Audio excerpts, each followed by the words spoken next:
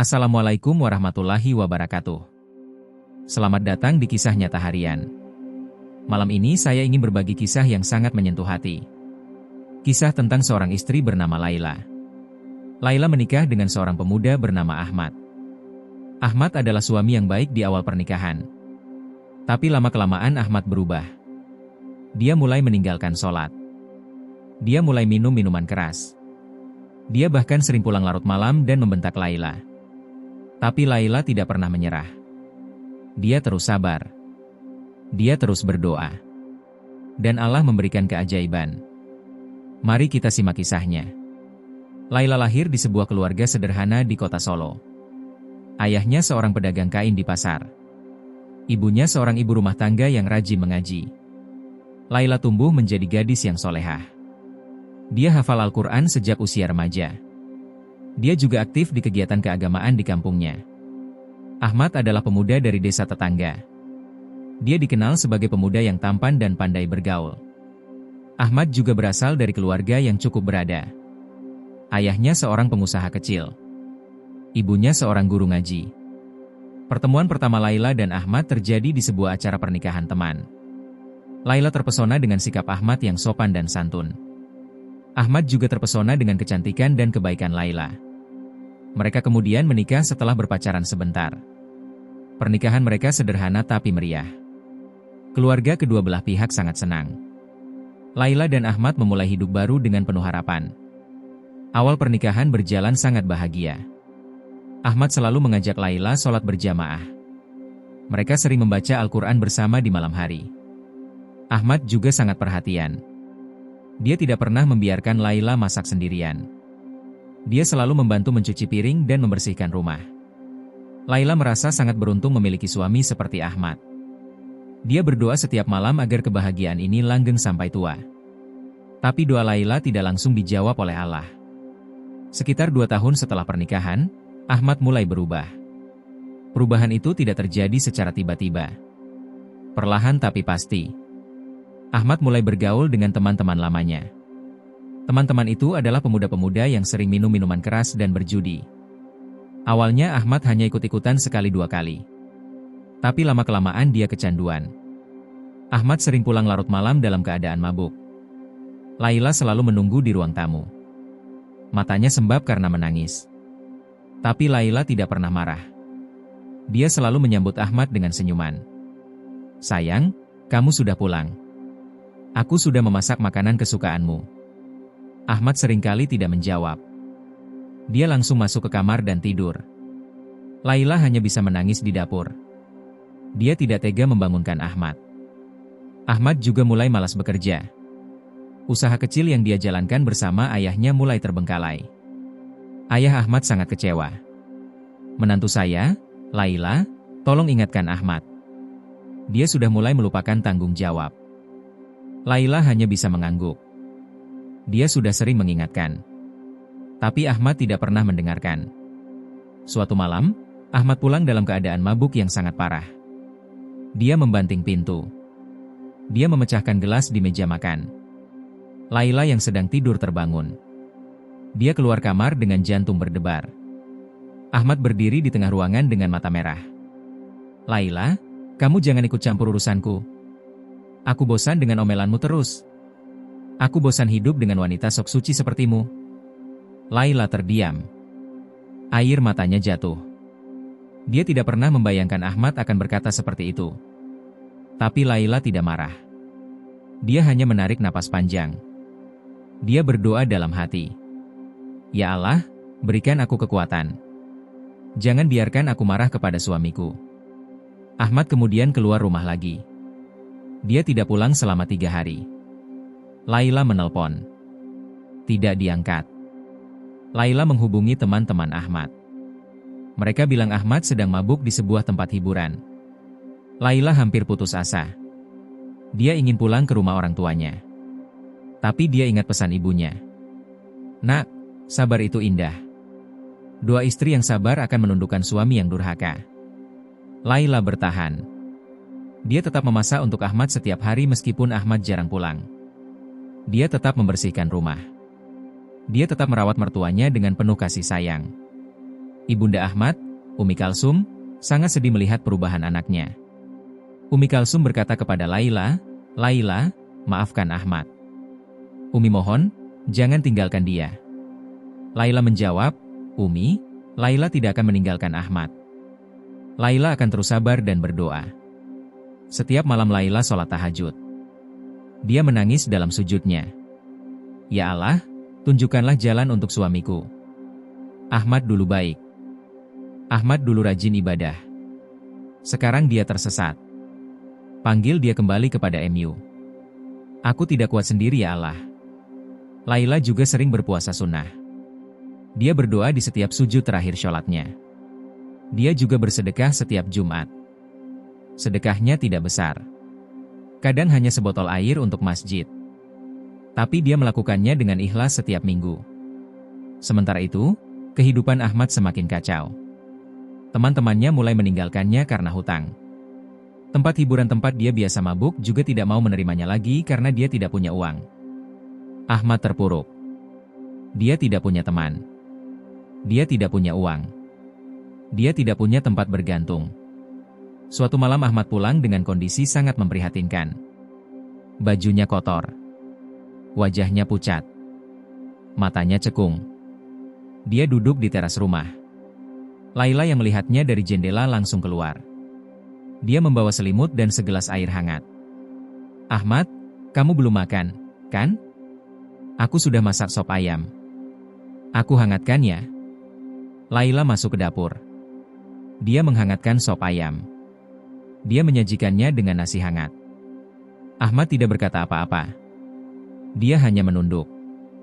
Tapi air matanya jatuh.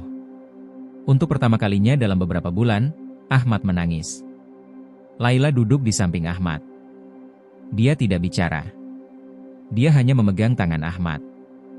Ahmad menggenggam balik tangan Laila. Genggamannya erat. Seperti orang yang tidak ingin kehilangan. "Maafkan aku Laila. Aku sudah menyakitimu. Aku sudah durhaka kepada Allah. Aku sudah mengecewakan orang tuaku. Aku sudah mengecewakanmu." Laila menangis mendengar permintaan maaf Ahmad. Dia sudah lama menunggu kata-kata itu. Dia memeluk Ahmad. Mereka berdua menangis berpelukan di teras rumah. Bulan purnama bersinar terang di langit malam itu. Angin sepoi-sepoi membawa kesejukan. Laila berbisik, "Aku sudah memaafkanmu sejak lama. Yang penting sekarang kamu mau berubah. Aku akan selalu di sampingmu." Ahmad menyesali semua perbuatannya. Dia berjanji tidak akan mengulangi lagi. Dia akan berhenti minum. Dia akan kembali sholat. Dia akan bekerja keras untuk keluarganya. Keesokan paginya, Ahmad bangun sebelum subuh. Dia mengambil wudhu. Air dingin membasahi wajahnya. Dia menangis. Dia merasa sangat berdosa. Sudah berapa bulan dia meninggalkan sholat? Sudah berapa lama dia lupa kepada Allah? Ahmad melangkahkan kaki ke masjid. Masjid itu sederhana. Dindingnya putih. Kubahnya hijau. Ahmad masuk ke dalam. Masjid masih sepi. Hanya lampu-lampu kecil yang menyala. Ahmad duduk di sajadah. Dia menangis. Dia mengangkat tangan. "Ya Allah, aku hamba MU yang durhaka. Aku sudah meninggalkan sholat. Aku sudah mabuk. Aku sudah menyakiti istriku. Aku sudah mengecewakan orang tuaku. Aku mohon ampun. Aku berjanji tidak akan mengulanginya lagi. Terima kasih ya Allah, Engkau masih memberiku kesempatan untuk bertaubat." Setelah sholat subuh, Ahmad pulang ke rumah. Laila sudah menyiapkan sarapan. Nasi uduk, telur dadar, dan kerupuk. Laila tersenyum. "Selamat pagi, sayang." Ahmad mencium kening Laila. "Selamat pagi. Terima kasih sudah setia menungguku." Sejak hari itu, Ahmad berubah total. Dia tidak pernah lagi minum minuman keras. Dia tidak pernah lagi berjudi. Dia rajin sholat 5 waktu. Bahkan dia sering sholat malam. Laila sangat bahagia. Dia melihat suaminya kembali seperti dulu. Bahkan lebih baik dari dulu. Ahmad juga mulai bekerja keras. Dia membangun kembali usaha yang dulu terbengkalai. Dengan bantuan ayahnya, Ahmad membuka toko sembako. Tokonya kecil, tapi dikelola dengan jujur. Ahmad tidak pernah mencurangi timbangan. Dia juga tidak pernah menjual barang kadaluarsa. Pelanggan mulai percaya. Usahanya berkembang pesat. Dalam 2 tahun, Ahmad sudah memiliki 3 cabang toko sembako. Dia juga membuka usaha catering makanan sehat. Laila membantu mengelola catering itu. Mereka bekerja sama dengan sangat harmonis. Laila bertanggung jawab di dapur. Ahmad bertanggung jawab di pemasaran. Rumah tangga mereka semakin harmonis. Ahmad juga menjadi lebih perhatian kepada Laila. Dia tidak pernah lupa membawakan oleh-oleh untuk Laila setiap kali pulang kerja. Kadang hanya sepotong kue. Kadang hanya sekuntum bunga. Tapi itu sangat berarti bagi Laila. Laila berkata, "Ahmad, kamu tidak perlu membelikan aku apa-apa. Yang aku butuhkan hanya kamu sholat dan menjadi suami yang baik. Itu sudah lebih dari cukup." Ahmad menangis mendengar ucapan Laila. Dia berkata, "Laila, maafkan aku atas semua sakit yang pernah aku berikan. Aku tidak pantas mendapatkan istri sepertimu." Laila menjawab, "Setiap orang pernah salah. Yang penting bertaubat dan tidak mengulangi. Aku bangga padamu." Keluarga besar mereka sangat bahagia. Umi Kalsum, ibu Ahmad, berkata, "Laila, kamu adalah menantu terbaik yang pernah Umi punya. Kamu sabar menghadapi Ahmad saat dia durhaka. Kamu tidak pernah mengeluh. Kamu tidak pernah minta cerai. Kamu adalah pahlawan keluarga ini." Laila hanya tersenyum. Dia berkata, "Semua karena doa Umi juga. Doa ibulah yang melindungi keluarga ini." Laila dan Ahmad dikaruniai 2 orang anak. Anak pertama laki-laki bernama Rizky. Anak kedua perempuan bernama Aisyah. Rizky sangat mirip dengan Ahmad, tapi sifatnya lembut seperti Laila. Aisyah sangat cantik. Matanya bulat. Pipinya tembam. Seluruh keluarga sangat bahagia. Ahmad sering bercerita kepada anak-anaknya tentang perjuangan ibunya. "Kalian tahu tidak? Dulu Bapak pernah menjadi suami yang durhaka. Bapak sering mabuk.